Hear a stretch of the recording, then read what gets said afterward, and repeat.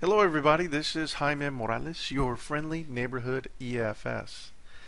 I put together this presentation for a variety of you that I know that have questions about getting that life insurance lead or that life insurance referral over to myself or to the agency owner. I know a lot of you have questions and may not necessarily know or feel comfortable on how exactly to do that. And so, again, that's the reason for this presentation. So without further ado, we'll get right to it. Title of this segment, of course, is Psychology of Selling Life Insurance. Having the mindset necessary to communicate the need and importance of buying life insurance today. Well, um, I think it's really important to understand the psychology or disposition of how you're talking to the customer, because without that, you really don't even know the type of questions to ask, how to ask them, or even why you're asking them for that matter. And I think this is really the foundation of being able to be successful as you're having that conversation. One of the first things that I want to make sure that you understand is that we're not asking you to sell life insurance. We're asking you to lead generate for us. So I don't want you to be overly concerned about the fact that you have to learn this entire skill set of learning how to sell life insurance in its entirety and all the nuances of doing so. We're just asking you to sharpen your skills a little bit on probing a little bit further, asking the right questions in the right way to help lead generate and get those customers over to us. But of course, there are a few things you need to learn and do before you can even lead generate effectively. So again, that's the reason for us having this presentation today. I've talked to many of you about getting the referral over to myself or to the agency owner. And of course, there are several of you that actually say, hey, well, I am asking. But of course, you're not having a lot of success, and it's probably pretty obvious that you're either not doing it the right way, you're not being effective, or that there just may be a better way to ask. But part of knowing what to do is also knowing what not to do. And in this particular case, it's simply being very blunt and saying, hey, would you be interested in a life insurance quote? That's not something that a lot of people are going to be interested in doing or is going to appeal to their emotion or their senses to run out and get a life insurance quote. We're just not going to be that effective by asking in this way. And so, especially if you've just had a discussion about your property and casualty and quoted a home or an auto, it feels like you're being upsold, especially at the very end of a conversation of, hey, by the way, would you like to would you like for me to give you a life insurance quote? You're just not going to have a lot of people respond well to you by doing that. And it's also one of the reasons that you have the reluctance of asking, because it even feels awkward when you ask that way. It doesn't feel good. And the last thing a lot of you guys want to do is feel like you're selling and have this cheesy feeling of, hey, I'm being upsold. So let's go to the next slide. I think that one of the most effective ways in doing this is positioning yourself as an advisor from the beginning of the conversation. And by the beginning of the conversation, I'm talking about the conversation that you're having with them, even about the property and casualty side. If you're positioning yourself as an advisor, of course, you're going to exude a degree of professionalism, and the client really isn't going to feel like you're selling them if you're positioning yourself as an advisor. And one of the most effective ways of doing that is using the correct type of verbiage. You know, as you all are professionals, a lot of you are licensed, only a handful of you are not. But if you're licensed, you are professional. And so you should be using phraseology like, hey, you know, based upon the information that you're telling me, well, my recommendation is that you get these levels of coverage. If you're using that kind of phraseology throughout your conversation, then it'll be a very smooth transition at the very end when you ask the question about their family needs or coverage, which we'll get to in just a moment. It'll be a very smooth transition to make, and it'll be a real easy thing to do to advise them to think about a certain degree of life insurance coverage. So we'll get to that. But during that normal conversation, you want to be asking questions like, are you married? And if so, what is his or her name? You want to write the name down. Do you have children? What are their names? Again, write their names down. Do you have a mortgage? What is the balance? Who is the primary breadwinner? This is a really important question to ask. It may not be really apparent now, and I'm not going to get into it in this particular presentation, but that's a really big question to ask as you're going through the probing process of the conversation with the customer. But the point is to ask in a way that the client never feels like he's being sold.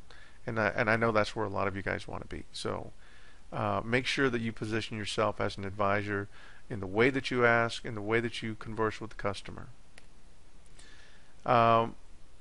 Life insurance, as opposed to your property and casualty products, where a lot of people that are calling you, the disposition, it's not so much are they going to buy auto or home insurance. A lot of the times it's a matter of who are they going to buy from, because those products a lot of times are mandated, especially the auto insurance side. And so life insurance, on the other hand, is more elective. And so life insurance must be sold. But if you're asking the questions or questioning the customer a certain way, it just won't feel like you're selling them. It'll feel like you're doing the right thing and you're advising them. And so one of the main premises in selling life insurance, in the same way that you sell property casualty insurance, is there must be something to insure, or better said, something to lose. You know, if they don't have a home or a car, there's no reason they're going to be talking to you about property and casualty insurance. Well, life insurance is kind of the same way.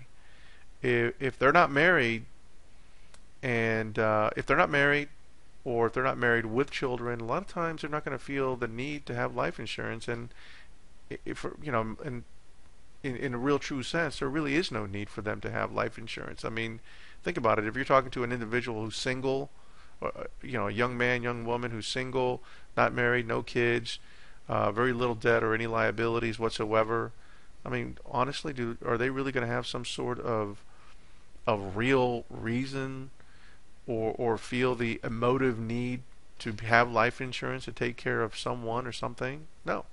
There just isn't going to be any kind of urgency. So you have to be able to uncover the questions that, you know, with the questions that I posed before. You have to be able to uncover what it is that they want to insure, what they want to take care of. And so you must be able to engage the customer or probe or question them to uncover what it is they have to insure. Probably the hardest part that most of you seem to have in the probing or questioning process is, how do you make that smooth transition from, okay, I've been talking about property and casualty insurance, I feel great about it, I do it like no problem. How do I make that transition over to the life insurance side? Well, number one, I'm going to just throw it out there. It's going to take time for it to get smooth. You know, the first couple times you try it, or the first few dozen times you try it, you know, you're going to fumble a little bit. But with time, you're going to be able to get that conversation really smooth. But for the most part, if you've been positioning yourself as an advisor and asking the right questions at the very beginning, like if they're married, what is their wife's name, children's name, etc., you're going to be able to move into a transition like this. Thanks for letting me quote your home and auto insurance, Mr. Johnson. As I'm reviewing your profile, I'm wondering if your wife Susan and your two boys, Robin and Ryan, will be taken care of if something were to happen to you. Now notice that's a simple question. It's a very smooth, non-threatening, non-evasive type of question. But also notice that I never brought up the words life insurance when I brought this question out. You've earned the right to ask that question because you were probing, you were being professional, you got this information, and of course, when you use a customer's wife's name like Susan and your two boys Ryan and Robert, and you ask them a question like, are they going to be taken care of if something were to happen to you, that truly tugs at the emotive side of their thinking process. It's a very different question than, hey, would you like a life insurance quote, or is your wife Susan and your two boys Robert and Ryan going to be taken care of if something happens to you? If the answer is no, well, then that's your perfect segue into, well, we need to maybe think about taking care of them something were to happen to you, we need to think about a certain amount of life insurance coverage. And one of the first places we can start is maybe thinking about what your current mortgage is and how much you want to save for the children towards college, and how much income replacement you want to provide for your wife or husband, if that's the case, if something were to happen to you. And that's where we segue into a real conversation about providing them real value. So this is just basically a decision tree or flow chart of how that conversation would look like. Of course, you're having your normal PNC dialogue. You make the really smooth transition here. If you're talking to a person that's single, no kids or debt, nothing to protect, of course, no, they're not a good prospect. You wouldn't really take the conversation any further. But if you're talking to someone who's married with kids, a mortgage, business, etc., then you have a good prospect here. You need to start getting the information and hopefully set that appointment. So the psychology in action here is really being in a position to be able to tug at their emotive side, because decisions are made with emotions and supported by logic. That's really important that you understand that. Decisions are made with emotions and supported by logic. And in order to be able to put the customer in this situation, you have to appeal to their emotive side, and this can only be done when you start making the conversation personal by using the wife or the husband's name, the children's name in the conversation. And this is of the utmost importance. So with that, I think you guys probably get the idea about what I mean by the psychology of the conversation. If you want to talk about it a little further, please call me. We'll have a little more in-depth conversation on how to create your gab or your particular responses. So thanks for listening. Let me know if I can help in any way.